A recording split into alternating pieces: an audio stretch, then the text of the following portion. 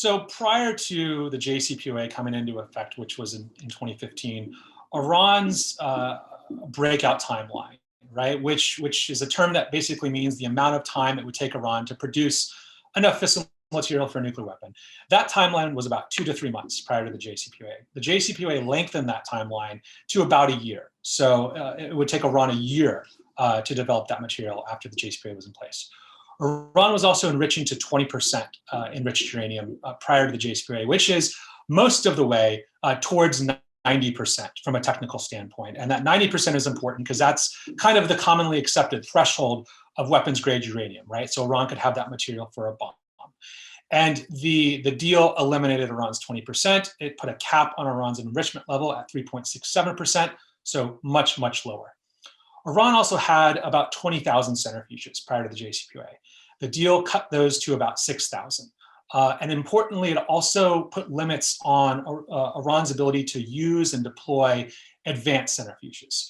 And why that matters is because that hems in Iran's ability to gain valuable knowledge about the way these machines, which are far more advanced than Iran's earlier models, learn about how those machines work. And so that slows Iran's technical progress even further.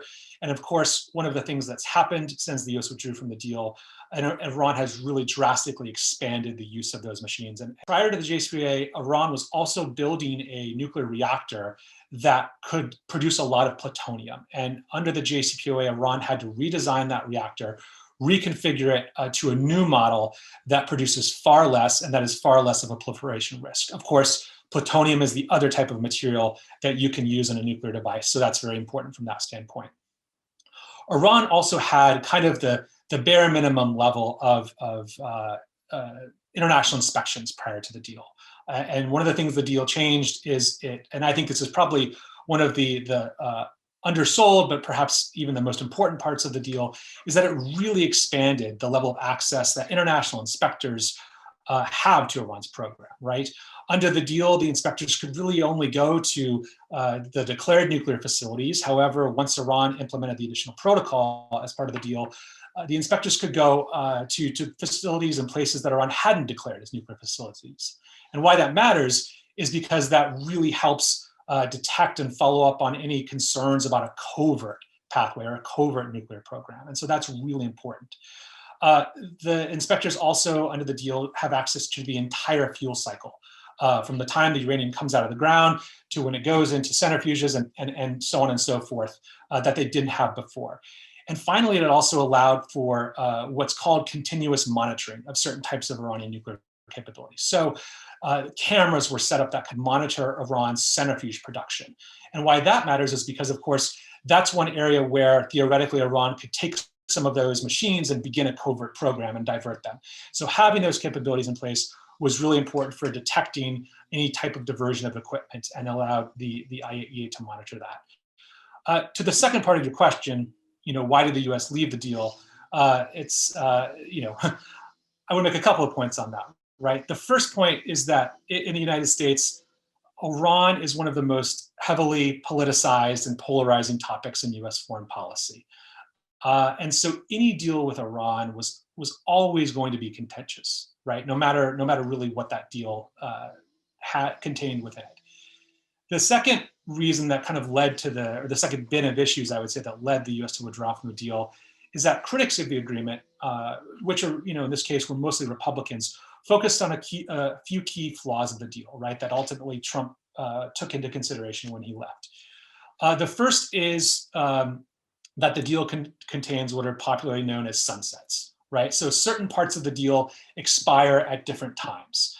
So 10 years, 15 years, 20 years, 25 years. It's not the limitations on Iran's fuel cycle, many of them are lessened over time. And so this was a problem for many who wanted something permanent, something that would never, that these sunsets would never sort of expire. The second flaw that critics picked on is that the deal doesn't contain any restrictions on Iran's missile program or its support to terrorism and its proxy forces in the region. They wanted something that addressed these other issues. And I think the third critique that also contributed to the US withdrawal is there is really, I think, a fundamental difference, perhaps an implicit difference over the role of sanctions against Iran, particularly within Congress, right? Some saw these sanctions that were put in place as being there to try and build leverage to get a deal with Iran. So it made sense that if you get the deal, you remove the sanctions if you get nuclear restrictions. I think others saw sanctions as really a way to pressure and weaken the regime and hopefully at some point down the road induce its collapse. So for those, it's really not okay to remove sanctions, even if you're getting some nuclear restrictions in exchange. So I think all of these factors kind of contributed to that decision. I would say notably, and I think this is worth mentioning explicitly, when President Trump withdrew, he didn't cite the fact that Iran wasn't complying with the deal, because the IAEA, which monitors implementation, certified repeatedly that Iran was implementing its obligations. What the president cited at the time was actually that the deal was no longer in the US interest, right? So I think it's important to clarify that it wasn't because Iran was violating the deal. It was this provision that exists in US legislation that allows the president to say it's not in our interest. I also think it's important to note, and this is the last point I'll make on this topic, is that it actually took President Trump almost a year and a half to leave the deal, to actually act on that campaign promise, despite that move having a lot of support from Republicans within Congress, despite the president repeatedly talking about his dislike of the deal. And the reason why that took so long is because most, if not all, of the president's advisors at the time were saying, don't leave the deal, because that's going to cause Iran to ramp up its nuclear program, which is exactly what happened following the departure. And so their response was, let's try and strictly enforce the deal and fix some of its flaws. But of course, ultimately, the president chose not to go with that strategy.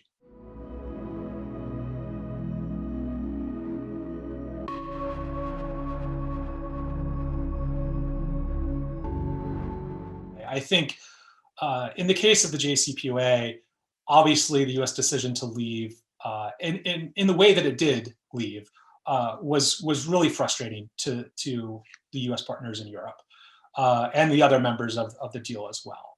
So there's no doubt about that. And I think having, the U.S. first tried to bring the European participants of the deal along with its strategy of trying to adopt measures to fix what they called fixing the flaws of the deal. And at the end of that, the U.S. kind of abruptly pulled the carpet out from under them. So that certainly didn't help the U.S. when it pivoted to its maximum pressure policy, bring along any of its European partners, which were kind of focused more on trying to do what they could to keep the deal alive and keep Iran's program in check. So I think that of course generated a lot of frustration, and I think it's fair to say our European partners were quite relieved when the Biden administration was elected and their policy was to revive the deal, of course. Of course, there's other US partners in the Middle East who are far more skeptical of the value of the JCPOA, right? Israel, Saudi Arabia, they're worried that, again, over time, it allows Iran to have a nuclear program and to grow that nuclear program. They're concerned that as a result of the US focus on the nuclear program, that is going to pay less attention to the things that they really care about, perhaps in some ways even more, which is Iran's support to terrorism in the region. So there's certainly a set of actors that weren't happy, although it's interesting to point out that now there seems to be a bit of a change of heart among some of these countries where they now kind of see the value of the JCPOA that it brought to bear, even if it wasn't perfect, because now Iran's program is in a very different place, technically speaking, and there's really few, if any, constraints on that program. So I think there's differing views on the value of the JCPOA, and it's sort of where you stand kind of depends on where you sit.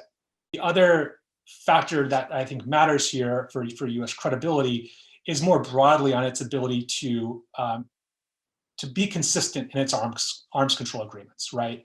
And there, I think, is obviously at the heart of talks right now about trying to revive the deal is Iran's concern that a future U.S. president will just leave the deal again.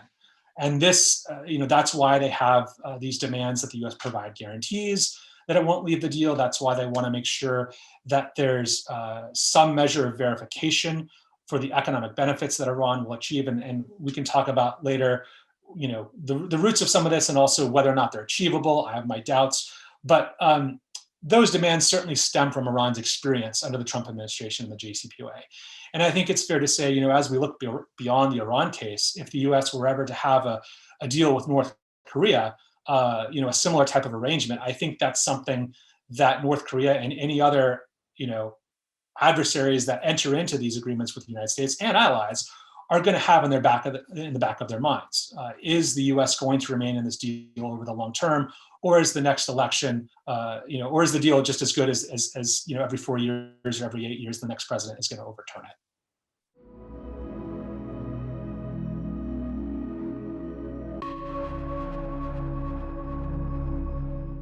No, that's a great question. I think it's important to note at the top of that, right, that and this is, you kind of got at this a little bit, but that right now, at least according to recent statements by the US CIA director, Iran hasn't made the decision to weaponize, right? And as far as we know, Iran's not engaged in an active nuclear weapons program like it was prior to 2003, right? Rather, there seems to be a consensus among experts that Iran wants what's known as a hedging strategy, right, in the nuclear field. So it wants to develop the capability to produce the bomb so that in the future, if it ever makes that decision, it has an option at the ready. And I think the things that Iran has certainly done since leaving the deal, since 2019, have certainly added to that, right? And I'll talk a little bit about several of those that I think are really important. Right now, Iran waited a year after the US withdrew before it started unwinding a lot of its commitments. But at this point, there's really not much left in place of the original JCPOA, but perhaps a few things, but at least on the enrichment side, virtually nothing. So one of the steps that Iran's taken since 2019 is, as I talked about earlier, it's now using advanced centrifuges in greater numbers, right? So these are the machines that are far more advanced than Iran's IR-1 model, which was kind of its workhorse for the early years of its nuclear program and prior to the deal. And the reason why the use of these machines matters now is because even if we were to revive the JCPOA, right, and we were to remove these centrifuges from Iran's nuclear facilities, Iran now has the knowledge and the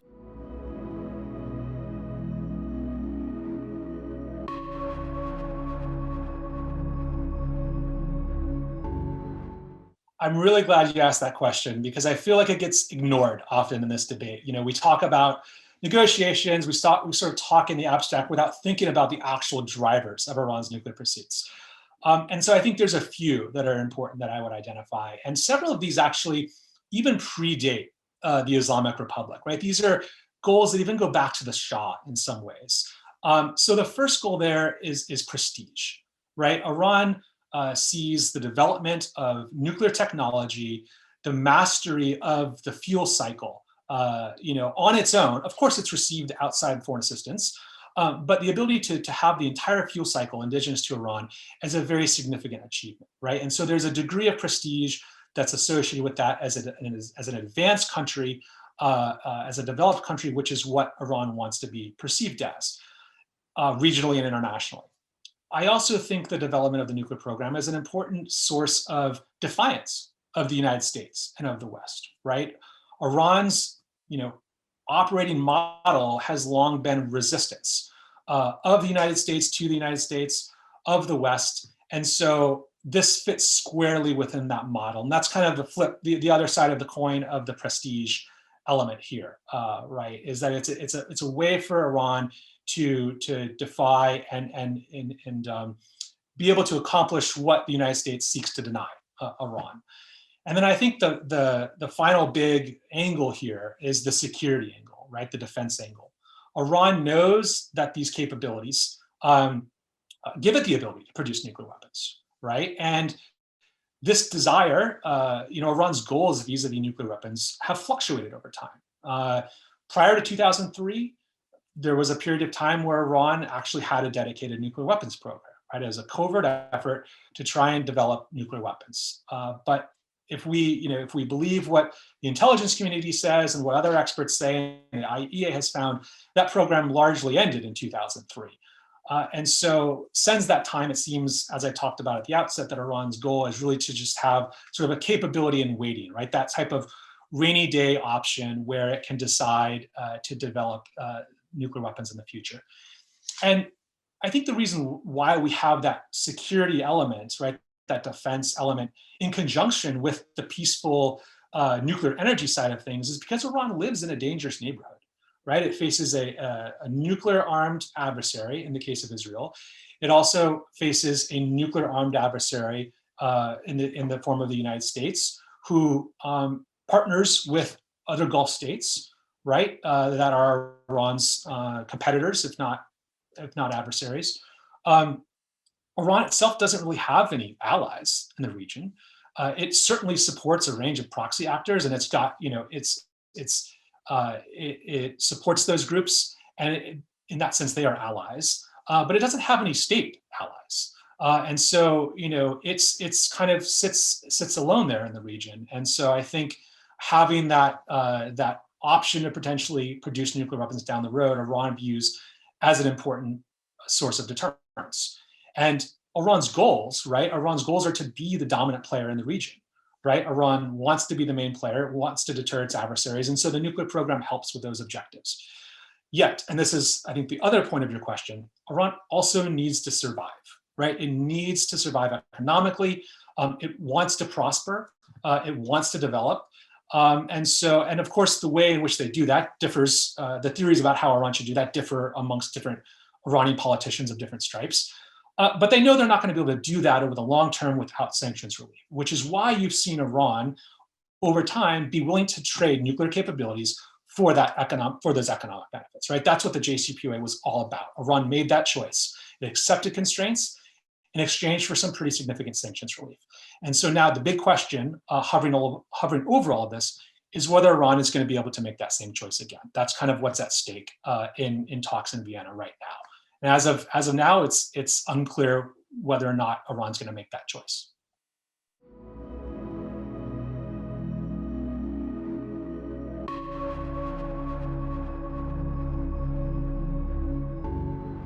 So I think that agreement that you referenced with China, between China and Iran, it's important to think there's what's on paper, right, and then there's what actually gets done and what's implemented. And I think there's currently a big gap between those two things, right? And I think it's kind of an open question about how much of that will ultimately be done, what that will actually look like, and I think that is a long-term prospect, right? It's not something near-term.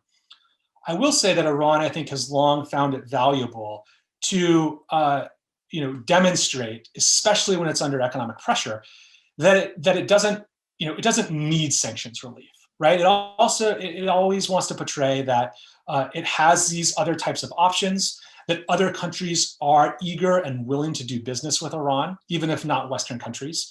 And so I think this plays into that strategy of Iran a little bit, right? Of showing that, look, these sanctions are meaningless because we can, at the end of the day, do whatever we want. They're not stopping us from doing business with China. They're not stopping us from doing business with Russia. So I think there's certainly that element of it too.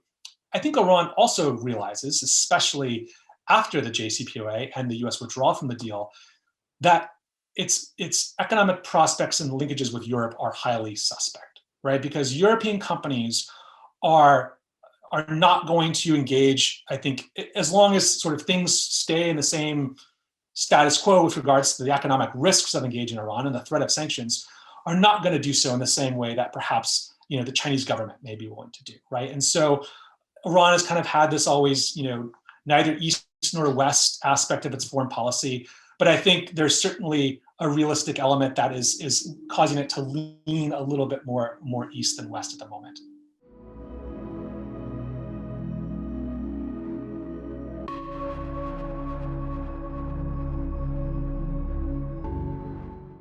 And this is sort of $1 million question, right? So I think that the key challenges are several, right? The first challenge is that the things that Iran wants as part of a revived deal, that it's said in public, that it's apparently said in private, many of those go beyond the scope of the original JCPOA, right? And if the goal is to get back into the deal as it was, that's a problem, right?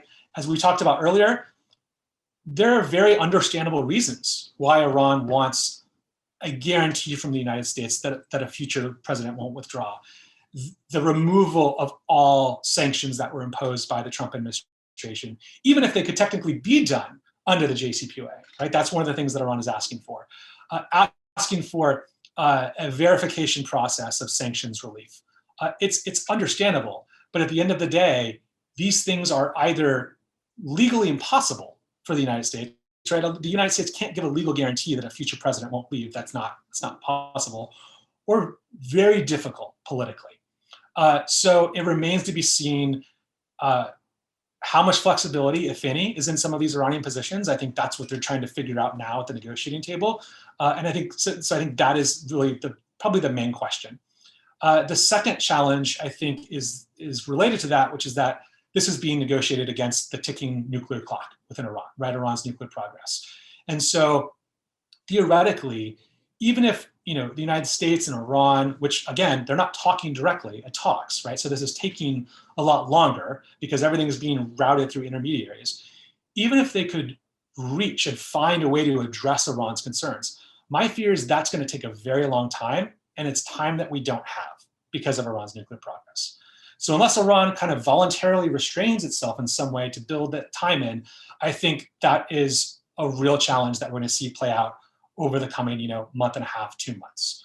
And that already has been playing out. And the third challenge, which I think, which you got at in your question, which is what is the alternative to the JCPOA? Even if they can't reach a deal, right? Even if they can't come back into the JCPOA, there's theoretically this option for what is known as an interim agreement, or a small for small agreement by which Iran gives fewer nuclear concessions, right? It doesn't build in the same restraints, but it also doesn't get the same amount of sanctions relief that was in the JCPOA. This has been sort of talked about widely as a fallback option to reviving the deal. The problem with that so far is that Iran has continuously rejected that option. It has said it's not interested in an interim deal. All it's interested in is the JCPOA. So unless Iran's mind changes on that, that's a real problem because it narrows the options for fallback options, narrows the menu of fallback options for the United States and the parties that are at the table. So we're going to have to address those in some way, shape, or form if we're going to make progress on containing Iran's nuclear program.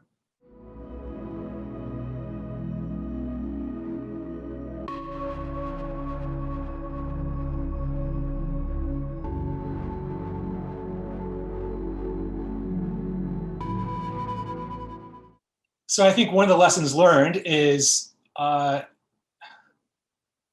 we should have modest, realistic expectations about what we can achieve.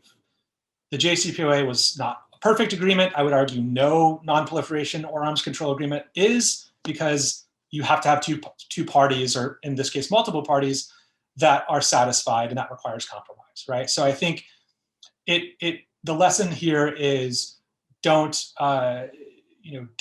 take on more than is realistically possible, right? I think there's a whole set of concerns, very justified, very real, that are about Iran's missile program and its activities in the region.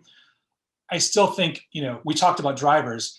Those are a whole sort of separate set of issues that have their own mechanics and their own drivers. And so I think the idea, which some JCPOA critics have, of trying to wrap all those up into one nice deal, I don't think is realistic. And that's something that the Trump administration wanted to do, but I don't really think it's possible. And so I think, realistically speaking, moving forward, we're going to have to address Iran's nuclear program separately from all these other topics, which it said it's not willing to talk about anyway. I also think the forum in which you would talk about those other issues probably differs than the P5+1 format that JCPOA talks are happening in.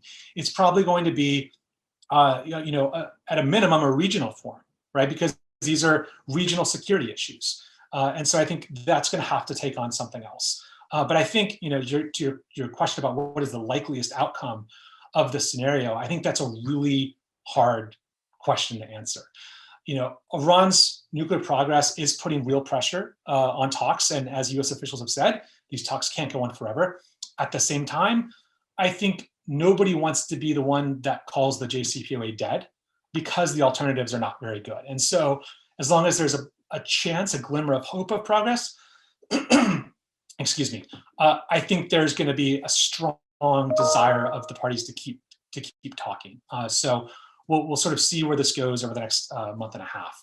I think the most desirable outcome is a return to the JCPOA, a mutual revival of that deal, and have the parties, the US wants to talk about a longer, stronger deal, right? We kind of want to talk about what's going to come next after this.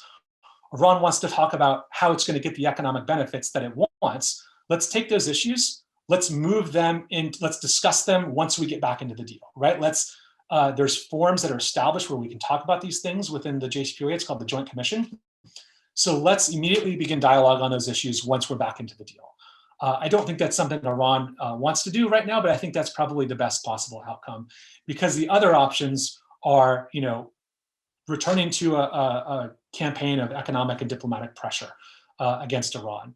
And that's some place where the United States might ultimately have to turn, but that's not an easy fix. That's not a quick solution to the problem. And so again, the best option remains for now, reviving the JCPOA.